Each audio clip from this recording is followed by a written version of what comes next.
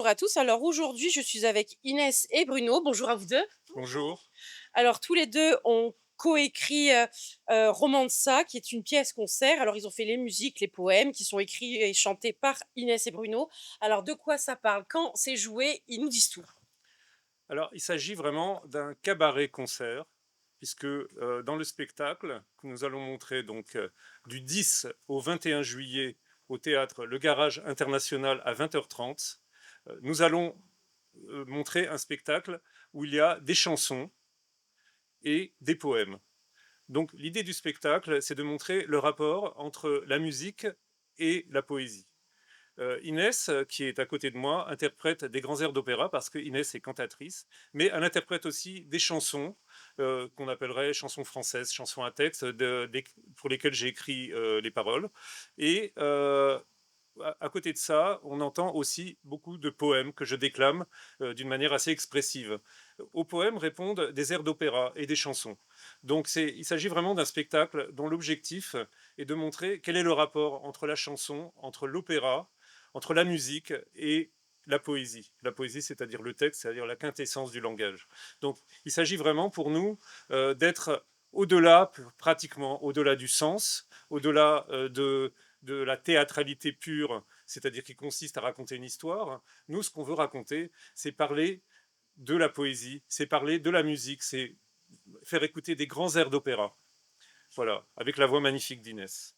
Alors vu que vous avez tous les deux coécrit les chansons et les poèmes de Romanza, comment vous avez eu l'idée de ce spectacle? Qui a eu l'idée? Bah, c'est moi qui ai eu l'idée parce que moi, à part, en plus d'être poète, je suis aussi metteur en scène. J'ai fait des études de mise en scène à l'Institut de théâtre à Moscou. Et donc, j'avais très envie de mettre en scène ce spectacle, d'autant plus que Inès, qui est donc chanteuse multigenre, puisqu'elle chante du jazz, elle chante de l'opéra, elle chante de la chanson française, et elle écrit aussi des chansons. J'avais envie que ces chansons soient présentées dans un spectacle. Donc ça, c'est le spectacle qu'on a créé avant de créer le spectacle qu'on montre à Avignon. C'est un spectacle qui raconte l'histoire d'Inès, comment elle est devenue chanteuse. Ok. C'est un spectacle qu'on a montré en Australie au mois de février dans le théâtre The Garage International, c'est-à-dire le même théâtre que celui dans lequel on montre notre spectacle en Avignon, puisqu'il est tenu par Shakti, qui a plusieurs salles pour son garage international dans différents pays, en Australie, en France, au Japon et encore dans d'autres lieux. Donc il s'agit d'un festival international dans lequel nous montrons ce spectacle qui s'appelle Romanza, qui est une déclinaison du spectacle que nous avons montré en Australie, où on racontait un peu l'histoire d'Inès, comment par exemple elle voulait être chanteuse lyrique et son professeur de chant lyrique lui a dit qu'elle devrait chanter du jazz. Ensuite elle a été dans un club de jazz et le directeur de la directrice du club de jazz lui a dit qu'elle ferait mieux de chanter du chant lyrique avec une voix lyrique. Ensuite elle va chanter sur les ponts, à Paris sur le pont des Arts. Arrivent des policiers qui lui disent qu'elle n'a pas le droit de chanter sur les ponts, puis les policiers font leur propre show à sa place. Ok. Et puis à la fin du spectacle, finalement, elle finit par créer son album. L'album, c'est Romanza. Le Romanza, c'est donc Ok. l'album qu'on présente. Donc c'est une histoire tirée évidemment de la biographie d'Inès, mais Mhm. c'est romancé, c'est pas proprement dit exactement ce qui Oui, lui est arrivé, mais c'est inspiré d'eux. Donc d'accord. ça, c'est le spectacle qu'on a montré en Australie. Ici, on va montrer un spectacle beaucoup plus simple dans sa forme, où on sera seulement tous les deux. Moi, l'auteur de la plupart des paroles des chansons, Inès en a écrit quelques-unes, et l'auteur des poèmes qu'on va chanter. Inès interprétera dans ce spectacle des grands airs d'opéra, Ok. avec sa voix absolument magnifique. J'exagère pas, elle a vraiment une voix sublime. Elle apprend en ce moment auprès d'un grand maître italien l'opéra, le bel canto. Et dans ce spectacle, elle interprétera quelques airs d'opéra. C'est pas un spectacle d'opéra. Et les chansons qu'elle a écrites, c'est-à-dire que dont elle a composé la musique et certaines paroles, elle les interprétera pendant le spectacle. C'est les chansons de l'album qui s'appelle Romanza. Romanza, c'est le titre du spectacle que nous présentons en Avignon. Oui. En fait, on a monté, donc je dis deux Mm. spectacles. Hein. Oui. Le spectacle qu'on a monté en Australie, on a eu l'idée de partir. En fait, on est parti de notre album, l'album qu'on a créé avec Inès, qui est sorti il n'y a pas longtemps. En France? Oui, en Ok. France. On le présentait comme inspiration du spectacle que Ok. nous avons montré en Australie. Et ici, Tu peux le montrer. oui, Vas-y, donc montre-le à voilà la l'album, caméra. Romanza. C'est un album magnifique. On a tout fait, on a créé On a fait appel à une photographe très talentueuse. Euh, on a fait, voilà, ça c'est mes dessins. Puis Genia Filatova. Voilà, Genia Filatova, ça c'est mes dessins, mes tableaux poèmes, ça c'est les petits dessins d'Inès, c'est sa photo. Donc c'est un album très artistique. C'est pas juste un album qu'on a sorti, on l'a sorti par nos propres moyens, avec nos propres finances. On n'a pas été subventionné ni rien. Donc c'est un peu comme un projet d'Avignon notre album. Sauf que c'est un album de chansons. Donc, vous voyez, il y a un petit livret à l'intérieur avec des photos, avec des dessins, les dessins d'Inès, ma calligraphie et les textes des chansons. Donc, le plus important, évidemment, dans cet album, c'est à partir des textes des chansons, les mélodies d'Inès, ou en réponse, les mélodies d'Inès qui ont inspiré des textes de chansons sur ces mélodies. Donc ça, c'est le point de départ de notre spectacle. Puisqu'en fait, notre spectacle, même dans la création de l'album, c'est déjà assez théâtral. C'est des chansons qui sont assez théâtrales, assez cabaret en soi. Par la suite, on a créé donc ce projet de théâtre à partir des chansons de l'album, qui était une sorte de prétexte pour interpréter les chansons de l'album à partir de la biographie d'Inès, biographie, je le répète, romancée, et pour lequel on a invité quelques comédiens, une chanteuse, une comédienne et un acteur, un comédien pianiste.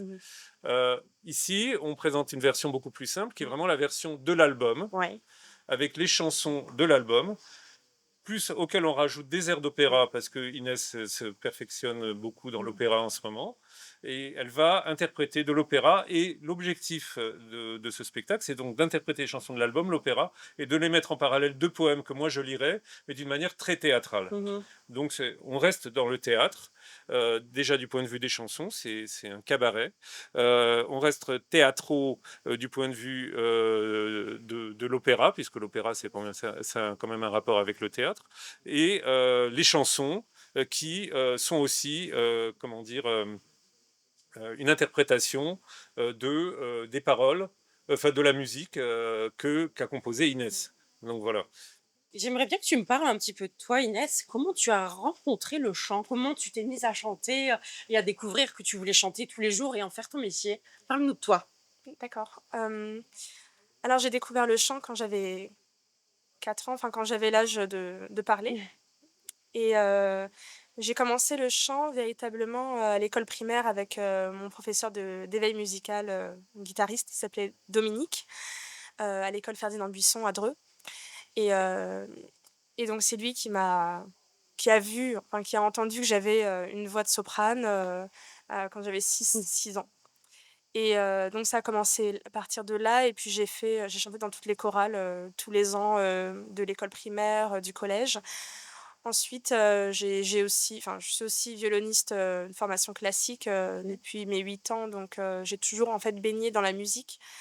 Et véritablement, le chant lyrique, c'est arrivé en 2022 quand je me suis inscrite au conservatoire, voilà, au CMA 14 à Paris. Et entre mes 6 ans et mes 20, et mes 26 ans, 27 ans, j'ai toujours chanté après pour moi jazz, un peu de rock, la variété. Et un jour, l'occasion s'est présentée de faire un album. Et puis, Bruno m'a offert cette possibilité de collaborer ensemble. Et voilà, ça s'est concrétisé et c'est devenu l'album Romanza. Et voilà, moi j'ai toujours rêvé de chanter sur scène. C'est là que je suis la plus à l'aise et que je suis la plus heureuse sur scène quand je chante devant un public. Voilà. Est-ce que il y a un style genre, il y a le chant lyrique, le jazz. Est-ce que tu as un genre prédilection que tu aimes chanter, dans lequel tu te retrouves le mieux? La chanson française. Ok. La chanson française, mais en fait, la technique lyrique, elle est quand même à la base de tout. Ne serait-ce que pour tenir à chanter 1 heure et demie sur une scène, on est obligé d'avoir des compétences, enfin une technique respiratoire assez assurée. Donc non, moi en fait, j'ai pas vraiment de style de prédilection, sauf que bon, il y a quand même 3 genres qui reviennent toujours dans ma vie, c'est le jazz, l'opéra et la chanson française. Voilà. Et puis moi, j'essaie de relier un peu les 3, faire des choses originales, bon, qui sont pas si originales que ça puisque tout a déjà été fait, écrit et dit. Mmh. Donc bon, Allez, question piège pour tous les 2. Quelle est votre chanson ou poème, préféré? dans l'album En ou de manière général, de générale? manière générale, dans lequel vous pouvez vous retrouver, qui exprime vos émotions ou Alors, tu veux parler en premier. Non, vas-y. Moi je dirais que c'est la valse, des lilas de Michel Legrand. Mmh. Voilà. Et Bruno, le poème ou la chanson que tu préfères? Ah, le bateau ivre, évidemment. D'ailleurs, je le dis dans le spectacle. Dans le spectacle, je dis que des poèmes de moi, sauf le bateau ivre Ouais. et des poèmes du grand poète Vladimir Mayakovsky, La flûte des vertèbres. À vous toutes qui plaisez ou avez plu, Mmh. icône conservée dans la grotte de l'âme, comme une coupe de vin pour un toast, je lève mon crâne rempli de poèmes. Toujours plus souvent, je me demande s'il ne vaudrait pas mieux mettre le point d'une balle à ma propre fin. Aujourd'hui, à tout hasard, je donne un concert d'adieu. Mémoire rassemble dans la salle du cerveau la suite inépuisable des bien-aimés. Verse le rire Dieu en Dieu, décore la nuit avec les noces passées. Faites couler la gaieté de corps en corps, que personne ne puisse oublier cette nuit. Aujourd'hui, je vais jouer de la flûte sur ma propre colonne vertébrale. Oh, waouh, bravo. Mayakovsky. Inès, tu dirais, dans l'album Romanza, quelle chanson te correspond le plus? Quelle chanson où tu te dis: «Ben là, c'est vraiment moi, c'est là, on voit que c'est moi»? Je dirais que c'est la chanson, Moscou-Paris Mmh. parce que c'est, une chanson que j'ai composée, que j'ai écrite et composée en 2021, quand je rentrais de mon stage, à l'OTAN parce que j'ai eu un parcours, tout à fait, différent de la musique, je l'ai pas dit, mais voilà, je j'avais pas envie de m'étaler, là-dessus. Hem et c'est une des premières chansons que j'ai composées, que j'ai écrites et je sais pas, la mélodie au début quand je l'ai composée, je la trouvais assez bizarre. J'avais essayé de l'enregistrer sur mon ordinateur, bon c'était en 2021, j'avais aucune compétence en MAO, en musique, assistée par ordinateur. Hem et puis elle est restée pendant, 3 ans, 4 ans en comment on peut dire ça? En boucle? En stand-by, oui, Ouais, en stand-by, OK. enfin et de la voir, exister aujourd'hui, enfin de l'entendre, en vrai, c'est assez, exceptionnel. Mmh. Voilà. Vous avez joué le spectacle, en Australie. Quel a été l'accueil du public? Qu'est-ce que vous entendez tous les 2 quand vous sortez de scène? Alors les retours qu'on a eus, principalement, c'était, «Oh quelle belle voix! Oh quelle, stunning voice, very beautiful, show, very poetic, enfin très poétique, très romantique», et voilà, c'est les choses qu'on a eues et puis, Bah, en Australie, en fait, déjà, on était dans un pays anglophone, donc évidemment qu'on a mis des surtitres avec les textes des chansons. Il y avait une sorte de monsieur loyal qui était aussi pianiste, qui racontait l'histoire d'Inès, etc. OK. Mais on n'est pas sûr que les gens avaient passé leur temps à lire les surtitres, hein. Parce qu'en fait, on a compris à la fin, dans tous les avis des spectateurs et des journalistes, qu'ils avaient été absolument enthousiasmés par la voix d'Inès, par la production, par l'enchaînement des numéros, OK. etc. Mais dans tous les articles qu'on a lus, on n'a pas vraiment ressenti qu'ils avaient compris l'histoire. D'accord. Mais par contre, ils ont compris qu'Inès avait une voix magnifique, elle chantait des très belles chansons. Ça, ils l'ont compris. Donc on ne sait pas. Je pense que c'est un public très émotif, et, beaucoup plus que notre public français qui est plus intellectuel. Ils sont très émotifs, c'est-à-dire ils réagissent aux impulsions, aux choses un peu, physiques, au son. Ils sont pas très intello. C'est pas comme nous. Oui. Donc Je suis pas d'accord avec ça. non, bah vas-y. Je suis pas d'accord sur le fait de dire que les Australiens sont pas intello, Non, je j'ai pas dit qu'ils étaient stupides, c'est pas ça que j'ai dit. oui, J'ai dit la enfin, manière dont ils réagissent. Ils ont réagi. disons qu'ils ont une manière de voir, la vie, qui est, bien plus optimiste, bien plus positive que les Français. C'est ce que moi j'ai constaté, là-bas, en 2 mois, d'aventure mais c'est vrai que les Australiens ont une autre approche, du spectacle qui est, pour eux, j'ai l'impression, Ouais. avant tout pour objectif d'entertainment, enfin d'amuser, de divertir, ils sont moins dans le besoin d'intellectualiser ce qu'ils voient et ils ont moins besoin de, je sais pas, de comprendre la vie à travers un spectacle, en fait, à travers, une œuvre d'art. Peut-être que je me trompe, mais c'est comme ça, enfin, Mmh. quand on a vu le programme, du festival, ça s'appelle le Fringe Adélaïde, hem, c'est vrai que beaucoup de spectacles étaient beaucoup plus orientés, divertissement, brut, Mmh. quoi. Voilà, donc bon après il y a toujours un public, qui est intéressé par les choses, un peu Évidemment, plus, évidemment. intellectuelles, mais c'est vrai que c'était pas la majorité. On Ouais. avait l'impression. Mmh. On aurait dit que c'était bon, j'adore le festival Fringe Adélaïde, mais c'est vrai que ça avait plus l'air parfois d'être une attraction Ouais. pour s'amuser que pour, réfléchir sur des Mmh. grands thèmes de la vie, la mort, l'amour, Ouais. comme on a tendance à le faire beaucoup à Avignon avec Mmh. beaucoup de C'est spectacles vrai. très, intellectuels. Voilà. Oui, mais Inès a très bien résumé notre. Donc nous, on a fait notre spectacle était très bien accueilli, mais on a eu l'impression qu'on n'était pas assez dans la direction entertainment parce qu'on quand OK. même on voulait pas faire passer des messages Mmh. sur la destinée, vous voyez. Mais sa voix, par contre, on a eu Tout le monde est d'accord. beaucoup d'articles, oui, quelle voix, c'est magnifique, ça vous prend aux tripes. C'est vrai d'ailleurs, Inès a une voix magnifique, Mmh. ça, c'est incontestable. Et Inès aussi, elle n'a pas voulu en parler, je ne sais pas si c'est le sujet, mais elle a un parcours tout à fait Mmh. atypique, Inès. Tu veux nous en dire 2 mots? Oui, j'avais pas trop envie, mais oui. Donc oui, j'ai une licence en droit avec, bon, j'étais majeure de promotion en troisième année. J'ai fait le master, politique internationale à Paris 1 Panthéon-Sorbonne où j'ai une mention. J'ai étudié le journalisme au Canada aussi pendant une année de césure, Ah, c'est loin de la à chanson. l'université de Montréal. Oui, bah oui, et puis, j'ai travaillé à l'OTAN, à l'ambassade de France, et j'ai travaillé pour le gouverneur militaire de Paris également. Enfin, moi, j'ai un parcours, de communication, politico-militaire. Ouais. Voilà, et bon, à la suite d'un burn-out, Mmh. je me suis concentrée davantage sur l'art, la Ce que tu musique, aimais. et puis, les rencontres m'ont amenée à Mmh. Avignon aujourd'hui. Mmh. Voilà. Alors on va parler émotion. Heu, Ça fait quoi, Inès, d'avoir un spectacle qui parle de toi de A à Z? Qu'est-ce que tu ressens? Bah, c'est assez impressionnant parce que, pendant 3 ans, j'ai chanté dans les rues d'Avignon.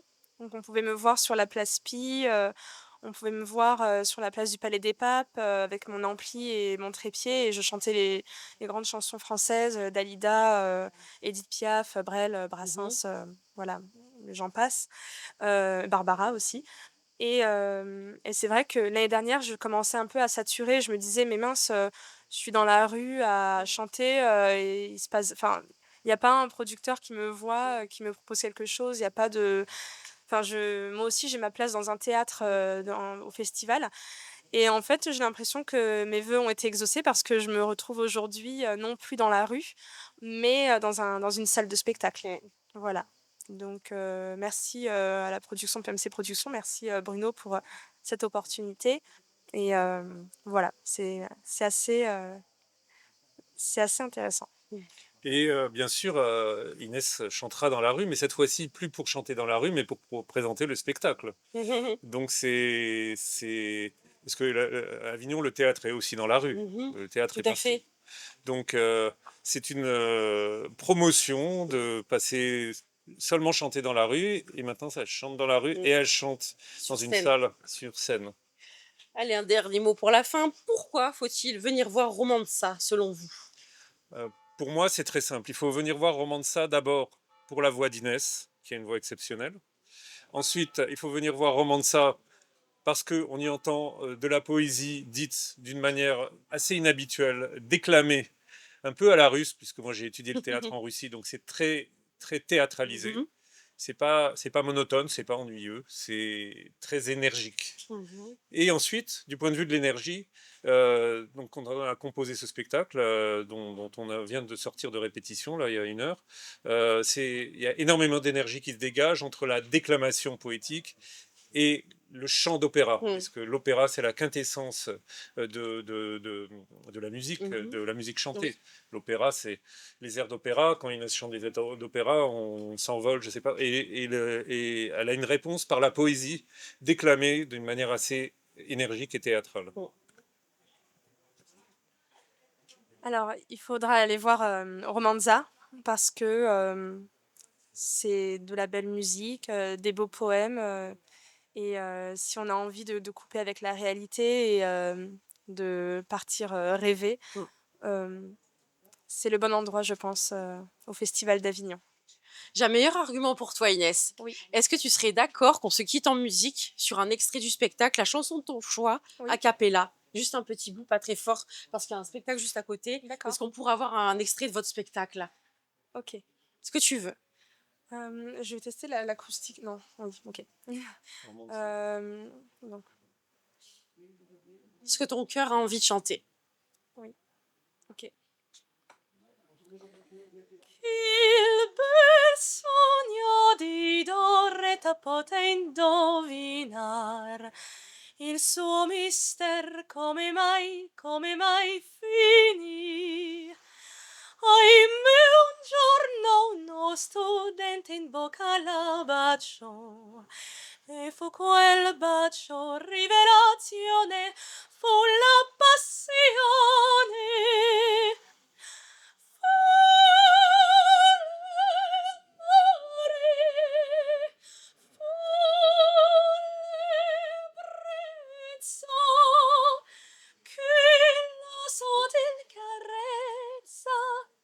Un bacio così ardente mai ridir potrà. Merci beaucoup à vous deux, Inès et Bruno.